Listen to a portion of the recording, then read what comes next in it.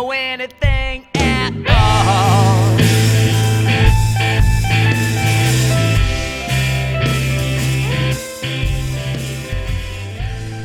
Today I want to talk to you guys about Bernie Sanders and the revolution that he's been spearheading in this country. Let's just say we've come a long way from 2015 when Bernie Sanders was nothing more than a socialist senator from Vermont. In just 5 years, Bernie and the movement he's built has gone from just being an internet whisper to a nationwide sensation that even the darkest media blackout cannot silence. Like him or not, Bernie Sanders has changed the dialogue of what we think is possible in this country. Through his unshakable rhetoric, Bernie has shown a light on the seedy underbelly that has festered just underneath America's city on the hill facade. Policy stances like Medicare for all, a Green New Deal, or ending America's obsession with foreign wars weren't even in the national discourse before the rise of Bernie Sanders. And to me, the most exciting aspect of this growing movement isn't just that these ideas are coming into the mainstream and being discussed all over the country.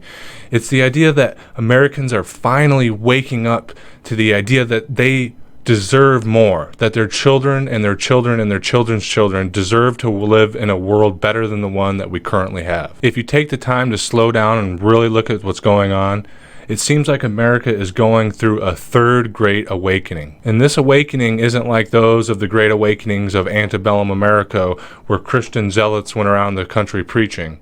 This is something completely different. This is more of a moral awakening. It's a moral awakening that professes that everyday people, working class people, have a right to decide their own destiny. In my view, this movement is bigger than Bernie Sanders. It's bigger even than the giant issues that are facing this country and that have an effect on all of us in our everyday lives. It is my genuine belief that this movement, led by Bernie Sanders, is the first step in shifting away to a new paradigm of human history. It is a shift away from the machine of class, of war, and of empire. I feel like if we're successful in achieving our ends, if we're successful in getting Bernie Sanders into the presidency, if we're successful in achieving our political revolution, we will be taking the first steps in turning the page into a new chapter of human history. I feel like we'll be taking the steps to write the first few lines of this new chapter, a new chapter in which no one is forced to live in poverty. No one will be made to suffer while a handful of people live in the lap of luxury. And to be honest, I think it's even bigger than that.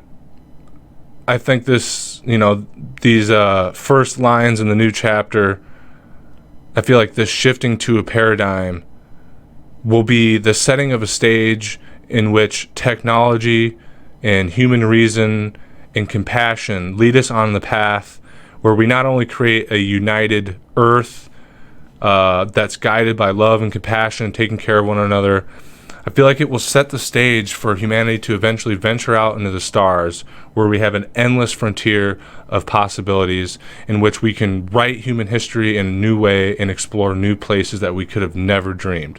Literally like something out of Star Trek. And I know that probably seems really grandiose. I know it's a beautiful message, but as powerful as that message may be, as beautiful as it may be, I've got some bad news for you guys. The people who own this country, the people who run the system, are not going to let Bernie Sanders win. There's no way in hell they're going to let us vote their power away. You can rest assured of that. These people we're talking about, the people that run this machine, are the same people that lied to get us in endless wars, cost millions of not only American lives, but human lives all around the globe. These are the same people that have profited off of sickness and human misery and poverty and homelessness for decades, if not hundreds of years. They have built their power off the backs of working people, and they will stop at nothing to sabotage Bernie Sanders and to suffocate the movement that he's built. I mean, the reality is, even if Bernie wins the nomination, beats Trump, takes the White House, I've got some news for you.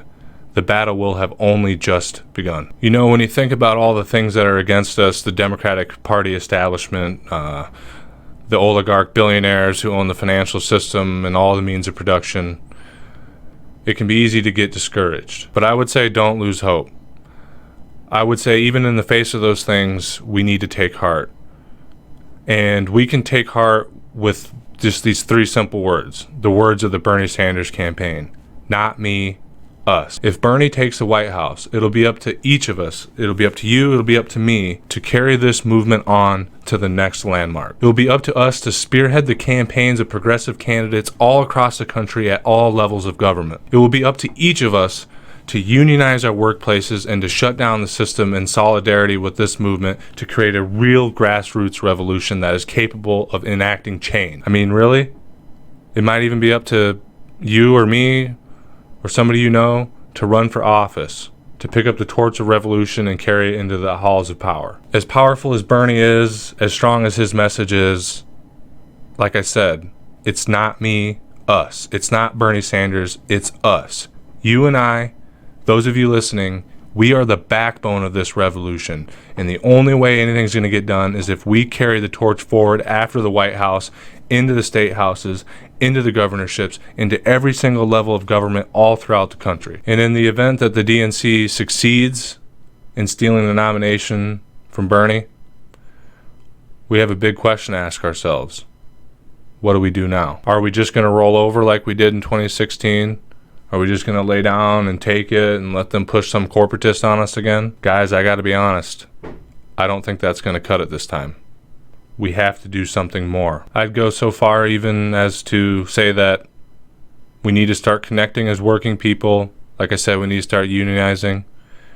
And in the event that Bernie Sanders has the nomination stolen from him, we need to genuinely consider working together to establish a general strike in this country. Because I can tell you right now, nothing else is going to serve to curb the power of the elites that own this country. And guys, I know that's a scary thought. I know it's a lot to take in. I know that's a big step from just electoral processes, campaigning, knocking doors, making phone calls. I know it's a big leap, but it may be what needs to happen. We're jumping out of the sphere of trying to play their game, a game which they've rigged, a democratic process of which they've rigged. We're jumping out of that into the sphere of actual revolution. And I don't mean violent revolution. I don't think violence is the answer. I think leaders like Martin Luther King saw that. I think he saw that the only way that you can fight the violence and corruption and greed and sociopathy of the people that own this country is through sheer force of love. And you know, in one of the comment sections of our videos, a young lady shared with me that we have something that the billionaires and the oligarchs don't have. We have each other. And I really believe that if we stand strong together and work together and lean on each other, that we can establish a general strike and we can demand reforms of our political system and we can come through on the other side into a brighter future. I know it's scary, man. I know we worry about losing our jobs, losing our homes, going bankrupt. We worry about the stability of our lives for even just our children's sake. But there comes a time when history can no longer be denied. There comes a time when we have to look in the mirror and ask ourselves, how much more am I willing to take? And honestly, guys, I don't know about you, but I've had enough. And of course, this is all speculative.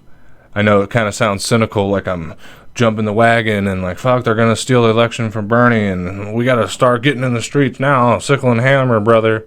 I'm not saying that. I'm still really hopeful that with all the campaigning that all of us have done to support Bernie, when I see the hope in the way that Bernie talks and that his top officials talk or speak about, I feel really hopeful that we're going to turn out in such numbers all across this country that no amount of rigging or gerrymandering or just outright bullshit is going to be able to stop this.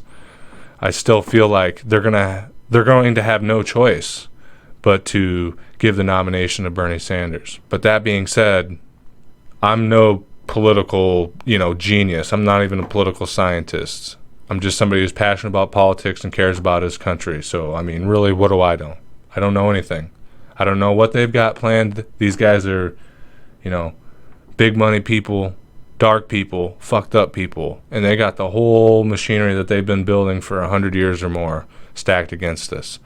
So as hopeful as I am, I can't say how it's going to turn out, and that's why I'm having this conversation with you guys, is we need to start thinking genuinely about what we're going to do if they steal another election from us. So I guess I'll let you guys go. I'll try to do another video like this for you guys next week, hopefully about the same time.